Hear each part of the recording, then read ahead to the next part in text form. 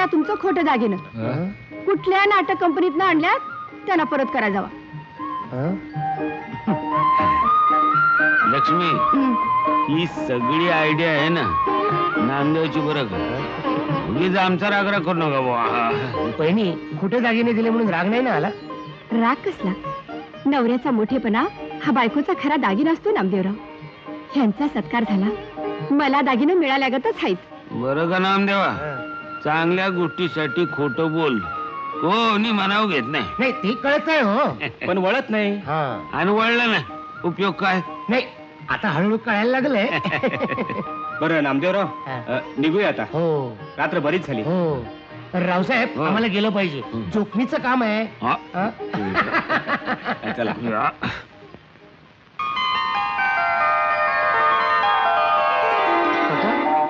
ही माझी आयुष्यातली पहिली कमाई. आयुष्यमान हो, अशीच तुझी भरभराट हो. हे बघ नामदेवा, आता तू विडवायला लागलास. आता तुझ्या लग्नाचं बघायला हवं. हे तुम्ही तुमच्या दुर्गालाच का नाही सांगत? अरे पण ती तर लग्नच करणार आहे म्हणते. असं? पण मलाही लग्न नाही करायचं. हा, म्हणजे तीही लग्न करणार नाही आणि तूही लग्न करणार नाही. छान. म्हणजे तुम्ही दोघांनी ठरवलंय तरी काय?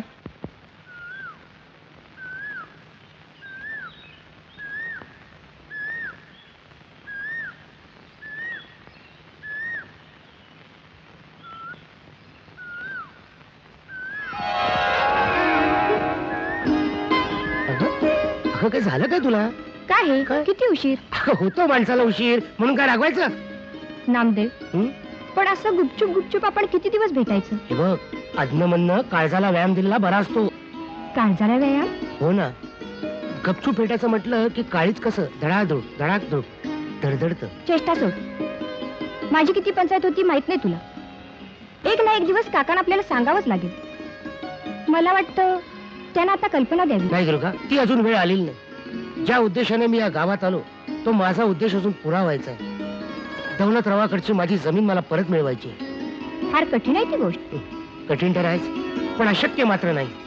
दुर्गा, मी योग्य त्या संधीची वाट पाहतोय. दाखलं तुम्ही काय नियम आहे तुमचा? अहो काय बार उडवला असा? एका बारात 10 पाखरं खाली पडली. बाजीराव, काय आबा? बसा. मला तुमच्या संग बोलायचं आहे. काय? तो फोटो बघा. कसला फोटो आबा? बघा तर अगोदर, मग समजावून सांगतो सगळे तुम्हाला. कशी आहे मुलगी? चांगली आहे. तुमचं तिच्याशी लगीन ठरवलंय आम्ही. घराणं चांगलं जबरदस्त आहे आणि महत्वाचं म्हणजे इस्टेट बी बक्कळ आहे. पण आबा, ऐका आधी, कमीत कमी 15-20 लाखाची प्रॉपर्टी आहे. माग मोर ती सगळी इस्टेट बी तुम्हालाच मिळणार. आम्ही समज पक्क करून आलोय. 4 दिवसात साखरपुड्याला जायचं. हा? आता विचार कसला करताय दाखलं धनी? अहो सरकारने चांगलं कलम काढलंय. अहो 20 लाख रुपये म्हणजे काय कमी रक्कम झाली का काय? अहो माझ्यासारख्या माणसाला जलंभरात एवढं पैसे मोजावी यायचं नाही. ठीक आहे आबा, करून टाका साखरपुडा. ममद्या, भोळेपणानं वागणारी माणसं या जगात जिवंत राहू शकत नाही. सच बात. माझे वडील गेले, दत्तू काकांचे काय हाल चालले तुम्ही पाहतच आहात. आणि तो हरामखोर दौलतराव आणि त्याचा मुलगा मात्र चैनीत राहतोय. माझं दारू दुकान पण त्यानंच बंद केलंय. मग अरे सरळ बोटाला लोणी निघत नाही. काहीतरी जबरदस्त डोकं लढवून मला माझी जमीन परत मिळवायची आहे आणि त्या दौलतरावाला जन्माची अद्दल घडवायची आहे. दुश्मनाला नेस्तनाबूत करायचं म्हटलं तर त्याची अंदर की बात आपल्याला माहित पाहिजे. आपण असं केलं तर कसं? दौलतरावाचा खास चमचा आहे शिरपा. त्याला जर गंडवलं तर आपल्या हातात नक्कीच काहीतरी सापडेल. बरोबर बरोबर. हा. त्याची फिकीर तुम्ही करू नका. शिरपाची कमजोरी माहित आहे मला. कसा गंडवतो बघाच. आता इथं काय काम?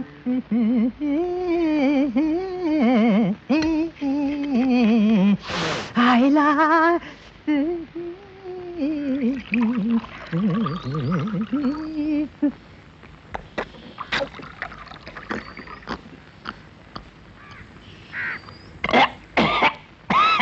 ममद्या ममद्या, अरे गारटलेल्या आत्र्याला वाईट ऊब आली बघ. आता उभंवर थांबू नकोस ना, जाळ पेटला पाहिजे, जाळ हान.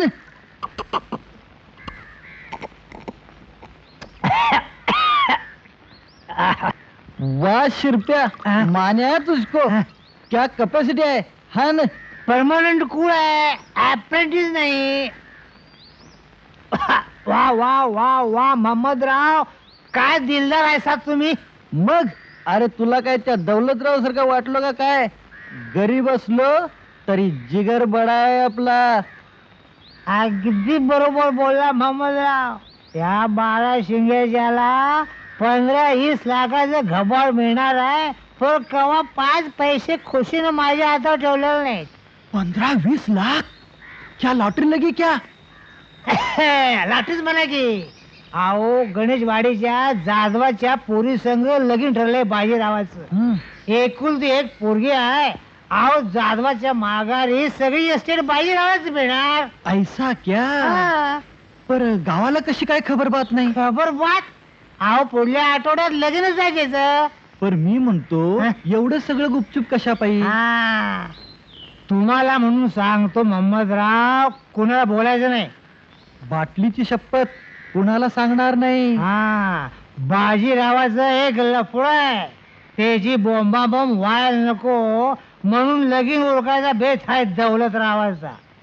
लफडा किसके साथ? हा एक नाची सुंदरा नावाची एक कोर्टाची तारीख चुकल, पण सुंदरीची बैठक चुकायची नाही.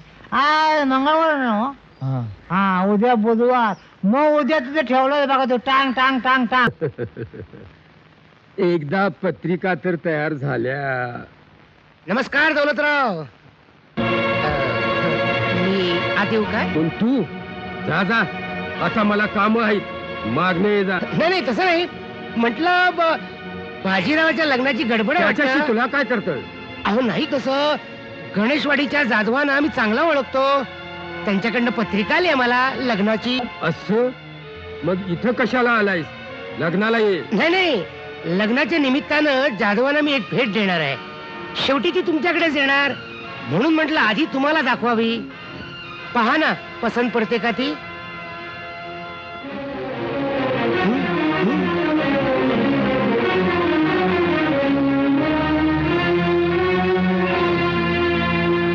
अहो बघा तरी एकदा.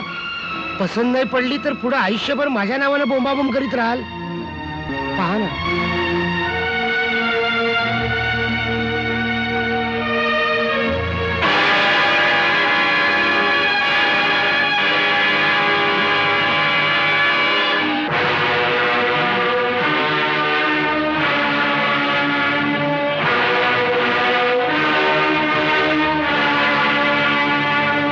असं?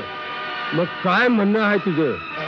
दुसरं काय नाही, या फोटोच्या बदल्यात मला माझी जमीन परत मिळायला पाहिजे. जमीन? मला काय येडा समजलास का काय? या 1.5 दंडीच्या फोटोसाठी 20,000ची जमीन परत करायला? नाही नाही, तशी चूक मी करणार नाही. पण मला एवढं कळतं की 20,000च्या जमिनीसाठी तुम्ही 15-20 लाखाची इस्टेट सुद्धा सोडणार नाही. बघा बुवा, सौदा मंजूर नसेल तर जाधवरावांच्याकडे जाईन म्हणतो.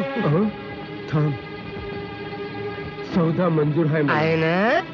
तेव्हा तर मी सांगेन तसं करायचं. काय? उद्या गावापुढं मला माझी जमीन बक्षीस पत्र म्हणून द्यायची. गावापुढं? सौदा तुझा माझा, गावाला कशाला मध्ये ओढतो? तुम्ही किती उलट्या काळजाच्या आहात मला पूर्णपणे माहिती आहे. तेव्हा गावापुढे रितसर झालेलं बरं नाही का? शिवाय तुम्हालाही मोठेपणा मिळेल. कधी नव्हे तो या कामात. ठीक आहे, आण ते फोटो आणि निगेटिव्ह. फोटो आता, निगेटिव्ह काम झाल्यानंतर कसं. आणि हो दुसरी गोष्ट, एवढे वर्ष माझ्या जमिनीचं उत्पन्न फुकट खाल्ल्यामुळं नुकसान भरपाई म्हणून रोख 50,000 रुपये आता द्यावे लागतील मला. 50,000? चमारी. असं रागवून उपयोगाचं नाही दौलतराव. 15-20 लाखाचा प्रश्न आहे हो. आता फासा माझ्याकडे. अरे 4-5 हजार घे. एक पैसा कमी घेणार नाही. जाऊ जाधवरावांच्याकडे. नको नको.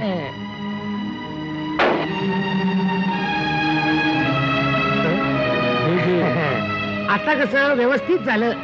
हे 200 रुपये माझ्या वडिलांनी तुमच्याकडनं घेतलेले. उगा तुमचं कर्ज राहायला नको, त्यांच्या आत्म्याला शांती मिळणार नाही ना. ठीक आहे चालता हो. हे फोटो जपून ठेवा. हं? येतो मी. ये.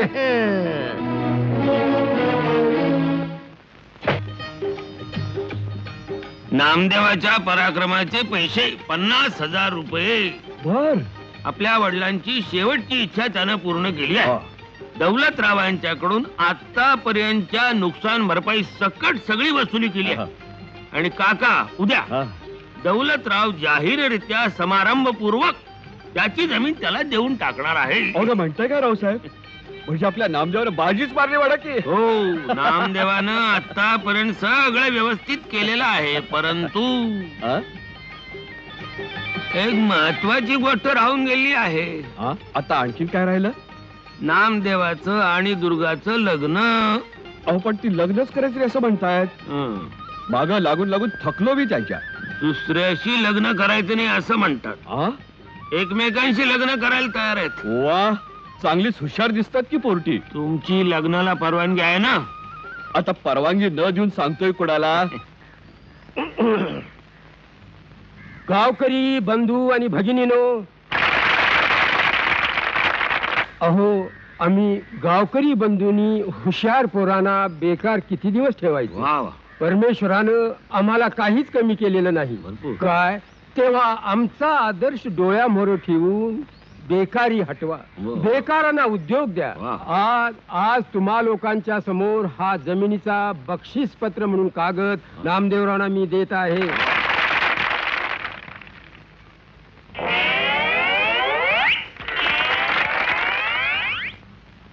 ठरल्याप्रमाणे लग्नाची सगळी तयारी झाली ना? होय तर. हम्म. अहो आपल्या पुट्ट्यातलीच माणसं पै पाहुणं म्हणून शिरपावर पाठवून दिल्या ती. झाक म्हणजे एक महत्वाची कामगिरी पार पाडलीच म्हणायची. नाहीतर आमच्याकडचा एक बी पाहुणा नाही म्हटल्यावर त्या जाधवाला संशय यायचा. आबा तुमचाच पोरगा आहे मी. हे बघा, तिथं गेल्यावर नजरेची बंदूक इकडे तिकडे फिरवू नका. जरा सभ्य वागायचं नाटक करा. तिची बी काळजी सोडा आबा. एकदा तुमच्या डोसक्यावर अक्षदा पडल्या की तुम्ही आणि तुमचं नशीब. अहो नशीब उघडच आहे. पोरीचा बा मेला की इस्टेटीचं धनी आम्हीच. इस्टेटीचं सपान बघायचं सोडा दौलतराव. अहो, हे लगीन होणार नाही आता. कोण जाधवराव?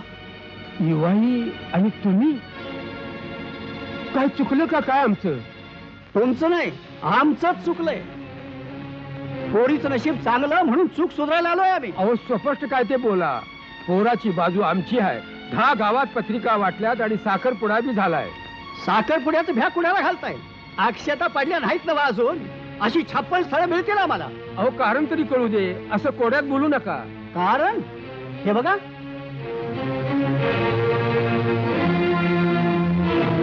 सुटलं का कोडा आता? आम्हाला बदनाम करायचा हा डाव आहे कोणाच तरी. साप खोट आहे सगळं. मी डोळ्यावर कातडं ओढलं नाही पाहिजे राव अजून. लगीन मोडलं आम्ही. हे जाधवराव, तुमच्या घरात पोरगी देण्यापेक्षा हिरीत ढकलून देईन तिला. जातो आम्ही. जाधवराव, आईला त्या नामेच्या माझी जिंदगी बर्बाद करायला निघालाय काय? आबा आता नुसतं तुम्ही बघत राहा काय करतो ते मी. नामदेवा, तू मात्र कमाल केलीस हा. तुमचीच कृपा आहे रावसाहेब. अहो तुमच्यामुळे तर माझे डोळे उघडले बघा. पण नामदेवा, एक भयानक गोष्ट तुझ्या लक्षात नाही आली. भयानक गोष्ट? ती कोणती? तू तुझा विचार केलास, त्या जाधवाच्या पुरीचा विचार केला नाहीस. का तिचं काय झालं? उद्या त्या बाजीराबरोबर तिचं लग्न झालं तर बर्बाद होईल ना ती. अरे हो, माझ्या लक्षातच आलं नाही बघा. काळजी करायचं काम नाही. मी आताच्या आता जाधवरावला जाऊन सांगतो सगळं. अजूनही वेळ गेलेली नाही. काय बी करायची गरज नाही. का ते काम आम्ही कवाच फत्ते केलं. रावसाहेब, तुम्ही मला फार मोठ्या पापातून चल, वाचवलं. या. नामदेव, अरे नामदेवा, भात झाला यार. काय झालं? अरे बाजीराव आणि त्याच्या माणसांनी दुर्गाला दंडोबाच्या डोंगराकडे पळवून नेलंय. अरे चल यार, चल लवकर, चल लवकर, चल.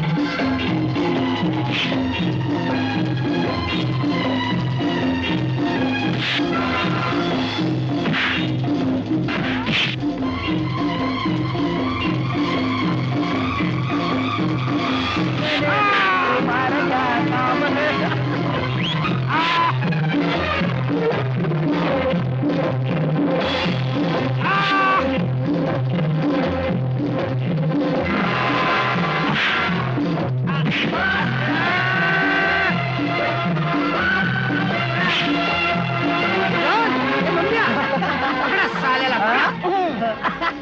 हा.